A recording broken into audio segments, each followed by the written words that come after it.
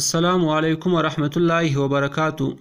محترمو اوریدونکو، نن سبا پر سوشل میډیا باندې یو میسیج ډیر چلیږي، هغه دا چې د رمضان په آخري عشره کې د درو اعمالو چې د هغه خیال ساتئ. اول دا چې په دغه هره شپه کې یوه روپۍ خیراتوئ. کومه شپه چې لیلة القدر وي نو دا یوه روپۍ خیرات به دارنګه وي لکه 4 کاله چې ته پرله پسې خیرات وکې. او دویم، هره شپه 2 رکعاته نفل کوئ چې کوم وخت د لیلة القدر شپه وي نو دغه 2 رکعاته نفل به دارنګه وي لکه 4 کاله چې سړی عبادت کوي. او دریم، هره شپه 3 واره سورت اخلاص چې د هغه وایاست. کومه شپه چې لیلة القدر وي نو په هغه کې به دارنګه بیا راسي لکه 4 کاله چې سړی هره شپه د قرآن مجید ختم وکړي. نو محترمو اوریدونکو، دومره اندازه قدر خو دا خبره بالکل صحیح ده چې په دغه شپه کې عبادت کول، ذکر اذکار کول، نوافل کول دا ډیر ثواب لري او دا یو مبارکه شپه ده چې د دې فضیلت په خپله په قرآن مجید کې راغلی دی.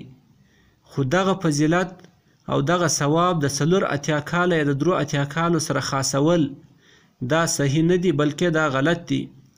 ولی چې دغه د 3 یا د 4 چې کوم اخذ دی کړی دی دا د لیلة القدر او د سورة القدر څخه دغه اخذ چې دی هغه سوی دی.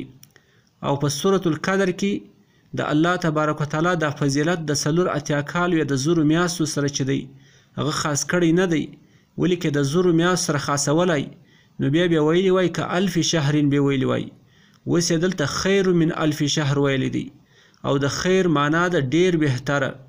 اوس دا ډیر بهتره بیا معلوم نه دی چې د 4 کالو څخه 1000 میاشتې چې دي هغه بهتره دي، 100 میاشتې نور پسې بهتره دي، کروڑ پسې بهتره دي، څو بهتره دي. هغه اندازه الله تبارک تعالی بیان کړې نه ده.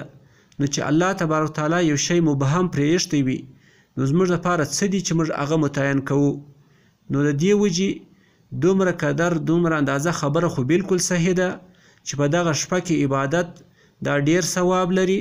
خو دغه عبادت د 4 کالو یا د 3 کالو سره خاصول دا یو غټه غلطي ده.